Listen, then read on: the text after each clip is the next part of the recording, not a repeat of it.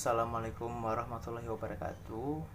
Nama saya Rifki Rifauzi dari kelas 10 MIPA 3. Dalam video ini saya ingin menjelaskan tentang sejarah kerajaan Majapahit. Setelah Singosari jatuh, berdirilah kerajaan Majapahit yang berpusat di Jawa Timur antara abad 14 sampai 15 Masehi. Berdirinya kerajaan ini sebenarnya sudah direncanakan oleh Kertajasa Jayawardana atau Raden Wijaya. Ia mempunyai tugas untuk melanjutkan kemegahan Singosari yang saat itu hampir runtuh. Saat itu dengan dibantu oleh Arya Wiraja, mereka membuka hutan di wilayah yang disebut dalam kitab Paraton sebagai hutannya orang Trik. Dalam hutan tersebut terdapat desa yang bernama Majapahit. Nama Majapahit di sini diambil dari buah yang bernama maja, dan rasa buah ini pahit, dan katanya disambungkan dari jadi Majapahit. Pada masa pemerintahan Raden Wijaya, Majapahit mengalami pemberontakan yang dilakukan oleh sahabat-sahabatnya yang pernah mendukung perjuangan dalam mendirikan Majapahit. Di antara pemberontakan yang banyak tersebut, yang dianggap paling berbahaya adalah pemberontakan Kuti. Pada saat itu, pasukan Kuti berhasil menduduki ibu kota negara. Pada masa pemerintahan Raja Hayam Wuruk dan Patih Gajah Mada, Majapahit mencapai zaman keemasan. Wilayah Majapahit yang sangat luas, bahkan melebihi luas wilayah Republik Indonesia yang sekarang. Oleh karena itu, Muhammad Yamin menyebut Majapahit dengan sebutan negara nasional kedua di Indonesia. Seluruh kepulauan di Indonesia berada di bawah kekuasaan Majapahit. Hal ini memang tidak dapat dilepaskan dari kegigihan Gajah Mada. Menurut Kakawin Negara Kertagama Pupuh 13/15, daerah kekuasaan Majapahit meliputi Sumatera, Semenanjung Malaya, Kalimantan, Sulawesi, Kepulauan Nusa Tenggara, Maluku, Papua, Tumasik atau Singapura, dan sebagian kepulauan Filipina. Sekarang kita lanjut ke pembahasan tentang politik dan pemerintahan kerajaan Majapahit. Majapahit telah mengembangkan sistem pemerintahan yang teratur, di mana raja memegang kuasa tertinggi.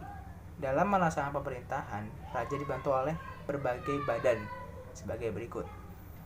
Rakrayan Mahamantri Katrini dijabat oleh para putra raja, yaitu Rakrayan Ihino, Rakrayan Isirikan, dan Rakrayan Ihalu. Dewan Pelaksana terdiri atas Rakrayan Mapati atau Pati Mangabumi, Rakrayan Tumenggung, Rakrayan Demung, Rakrayan Rangga, dan Rakrayan Kanuruhan. Untuk menciptakan pemerintahan yang bersih dan berwibawa, dibentuklah badan peradilan yang disebut dengan Sabtopapati. Selain itu, disusun pula kitab hukum oleh Gajah Mada yang disebut Kitab Kutaramanawa. Lalu, untuk mengatur kehidupan beragama, dibentuk juga badan atau pejabat yang disebut Dharmariyaksa. Di Majapahit dikenal ada dua Dharmariyaksa. Dharmariyaksa Ringkasawiwan yang mengurusi agama Siwa atau Hindu, dan Dharmariyaksa Ringkasugitan yang mengurusi agama Buddha. Dalam menjalankan tugas masing-masing, Dharmariyaksa dibantu oleh pejabat keagamaan yang diberi sebutan Sang Pamegang. Kehidupan beragama di Majapahit berkembang semarak. Pembelok yang beragama Hindu maupun Buddha saling bersatu. Pada masa itu pun sudah dikenal semboyan Bhinneka Tunggal Ika, yang dulu itu artinya sekalipun berbeda-beda, baik Hindu maupun Buddha, pada hakikatnya adalah satu jua. Kemudian secara umum kita artikan menjadi berbeda-beda, akhirnya satu jua. Berkat kepemimpinan Hayam Wuruk dan Gajah Mada, kehidupan politik dan stabilitas nasional Majapahit terjamin. Hal ini disebabkan pula karena kekuatan tentara Majapahit dan angkatan lautnya, sehingga semua perairan nasional dapat diawasi. Majapahit juga menjalin hubungan dengan kerajaan lain. Hubungan dengan Siam, Birma, Kamboja, Annam, India, dan Cina berlangsung dengan baik. Dalam membina hubungan dengan luar negeri, Majapahit mengenal moto Mitreka Satata, yang artinya negara sahabat. Kita lanjut ke pembahasan tentang kehidupan sosial ekonomi di Kerajaan Majapahit. Jadi pas saat pemerintahan Raja Hayam Wuruk, rakyat Majapahit ini hidup aman dan tentram. Hayam Wuruk sangat memperhatikan rakyatnya. Keamanan dan kemakmuran rakyat diutamakan. Untuk itu dibangun jalan-jalan dan jembatan-jembatan. Dengan demikian lalu lintas menjadi lancar. Hal ini mendukung kegiatan keamanan dan kegiatan perekonomian, terutama perdagangan. Jadi rakyat itu terjamin sekali hidupnya di saat pemerintahan Raja Hayam Wuruk, karena Raja Hayam Wuruk sangat memperhatikan rakyatnya dengan membangun jembatan-jembatan dan jalan untuk meningkatkan kegiatan perekonomian, terutama perdagangan di Majapahit. Lalu lintas perdagangan yang paling penting melalui sungai, misalnya Sungai Bengawan Solo dan Sungai Berantas. Akibatnya desa-desa di tepi sungai dan yang berada di muara serta di tepi pantai berkembang menjadi pusat-pusat perdagangan. Hal itu menyebabkan terjadinya arus bolak-balik para pedagang yang menjajakan barang dagangannya dari daerah pantai atau muara ke pedalaman atau sebaliknya. Bahkan di daerah pantai berkembang perdagangan antar daerah, antar pulau, bahkan perdagangan dari luar. Kemudian timbullah pusat pelayaran dan perdagangan.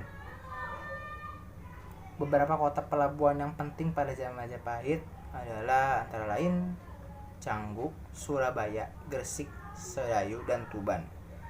Pada waktu itu banyak pedagang dari luar seperti Cina, India, dan Siam. Pertanian juga dikembangkan, sawah dan ladang dikerjakan secukupnya dan dikerjakan secara bergiliran. Hal ini bermaksud agar tanah tetap subur dan tidak kehabisan lahan pertanian. Tanggul-tanggul di sepanjang sungai diperbaiki untuk mencegah bahaya banjir. Dan yang selanjutnya kita akan membahas tentang perkembangan sastra dan budaya di Kerajaan Majapahit. Pada masa pemerintahan Hayam Wuruk, bidang sastra mengalami kemajuan. Karya sastra yang paling terkenal pada zaman Majapahit adalah Kitab Negara Kertagama. Kitab ini ditulis oleh Empu Parapanca pada tahun 1365 Masehi. Di samping menunjukkan kemajuan di bidang sastra, Negara Kertagama juga merupakan sumber sejarah Majapahit. Kitab lain yang penting adalah Sutasoma. Kitab ini disusun oleh Empu Tantular. Kitab Sutasoma memuat kata-kata yang sekarang menjadi semboyan negara Indonesia, yaitu Bhinneka Tunggal Ika. Di samping itu, Empu Tantular juga menulis Kitab Arjuna Wiwaha. Tidak dengan sastra juga, bidang seni bangunan juga berkembang. Banyak di bangunan candi telah dibuat pada saat Kerajaan Majapahit yang dipimpin oleh pemerintahan Hayam Wuruk. Misalnya Candi Panataran dan Sawetan.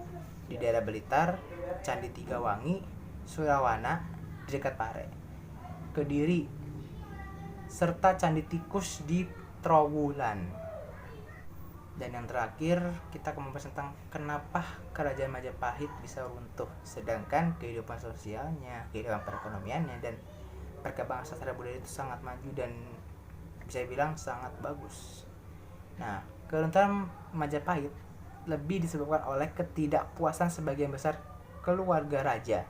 Setelah turunnya Hayam Wuruk dari tahta, dia memimpin Kerajaan Majapahit. Perang Parekrek telah melemahkan unsur-unsur kejayaan Majapahit. Meskipun peperangan berakhir, Majapahit terus mengalami kelemahan karena raja yang berkuasa tidak mampu lagi mengembangkan kejayaannya seperti Raja Hayam Wuruk. Ada juga unsur lain yang memengaruhi keruntuhan Kerajaan Majapahit, yaitu meluasnya pengaruh Islam di Nusantara pada saat itu. Wassalamualaikum warahmatullahi wabarakatuh.